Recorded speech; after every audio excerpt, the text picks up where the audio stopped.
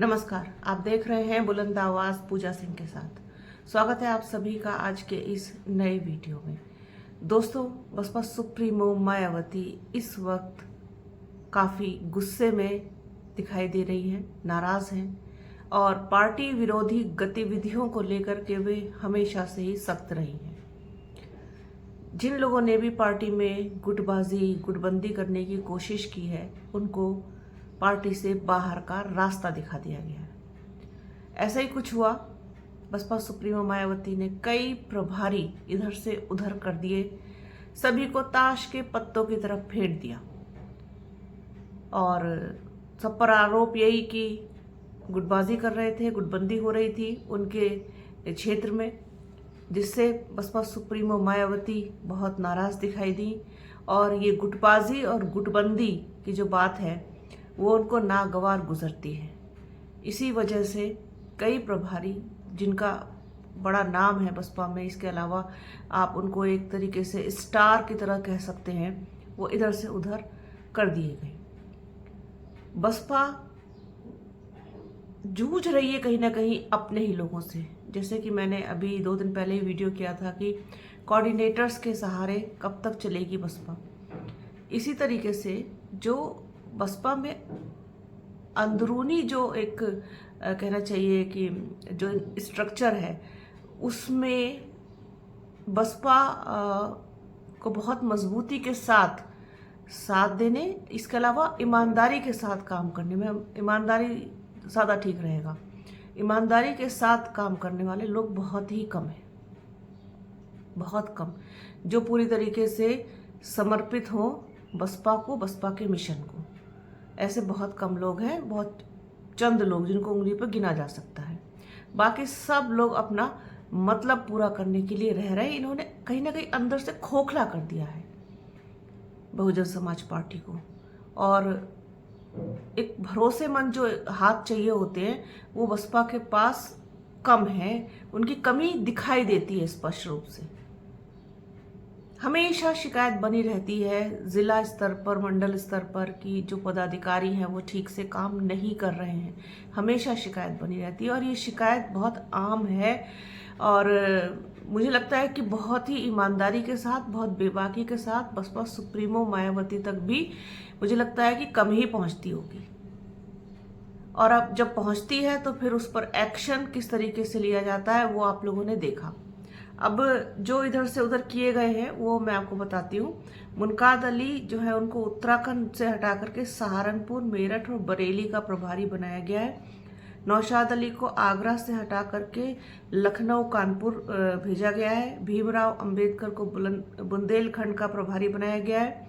सूरज जाटव को मेरठ से हटा करके अलीगढ़ लगाया गया है। आगरा, लखनऊ भी इन्हीं के पास है। इसके अलावा रणधीर सिंह बेनीवाल दोबारा सहारनपुर लगाए गए हैं, वो हरियाणा, पंजाब, राजस्थान के भी प्रभारी हैं।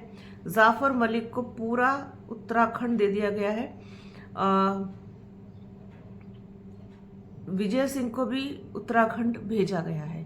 इस तरीके से ये इधर से उधर किए गए हैं। जो बड़े नाम हैं इनमें रणधीर सिंह बेनीवाल हो गया, मुनकाद अली हो गए, नौशाद अली हो गए, सूरज जाटव हो गए, ये सब बड़े चेहरे हैं बसपा के। और मुझे लगता है कि जो बसपा के लिए बेहतर हो, बेहतर तरीके से काम कर सके, बेहतर ढंग से काम कर सके, जो आगामी चुनाव, चाहे वो उत्तराखंड के चुनाव हो या फिर उत्तर प्रदेश के, उसमें एक सक्रिय भूमिका निभा सके, इस ख्याल से मुझे लगता है कि हटाया गया होगा, इधर उधर भेजा गया होगा। लेकिन जैसे ही शिकायत कहीं ना कहीं से फिर मिलेगी, फिर प्रभारियों को इधर से उधर किया जाएगा।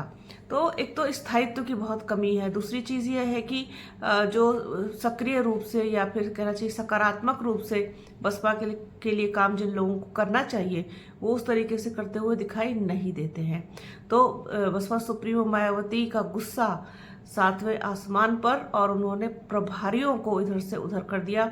गुटबाजी, गुटबंदी कतई पसंद नहीं, कतई बर्दाश्त नहीं बसपा सुप्रीमो मायावती को, क्योंकि ये पार्टी हित में वास्तव में ठीक तो होती ही नहीं है कि लोग गुट बना करके काम करेंगे। अगर गुट बना के काम करेंगे तो सब अपने अपने ही लोगों को फेवर करेंगे, फिर पार्टी और मिशन का काम कैसे होगा, संगठन का काम कैसे होगा।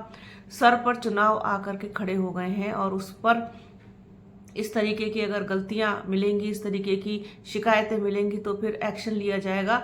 और मुझे लगता है कि इस तरीके के एक्शन लेने ज़रूरी भी हैं, लेकिन इनसे कहीं ना कहीं समय भी बर्बाद होता है। दूसरे आदमी को भेजा जाता है दूसरी उस जगह पर, फिर वो उस चीज़ को समझना, उस चीज़ को सारी चीज़ें जानना, लोगों से मिलना जुलना, काफ़ी समय इसमें निकल जाता है। इसलिए अब स्थायित्व की ज़रूरत है। जो लोग लगाए गए हैं उन्हीं पर कड़ी नज़र रखने की, नज़र बनाए रखने की ज़रूरत है कि वो अपने काम को पूरी सक्रियता और ईमानदारी के साथ कर सकें।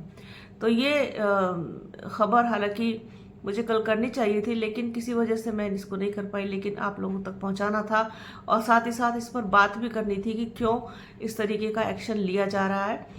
एक्शन लेना ठीक है, बहुत ज़रूरी है, लेकिन इस तरीके से इतनी जल्दी जल्दी एक्शन लेना या फिर लोगों को इधर से उधर करना, वो पार्टी के हित में कितना सही है कितना गलत है, ये तो खुद बसपा सुप्रीमो मायावती ही ज़्यादा बेहतर जानती होंगी।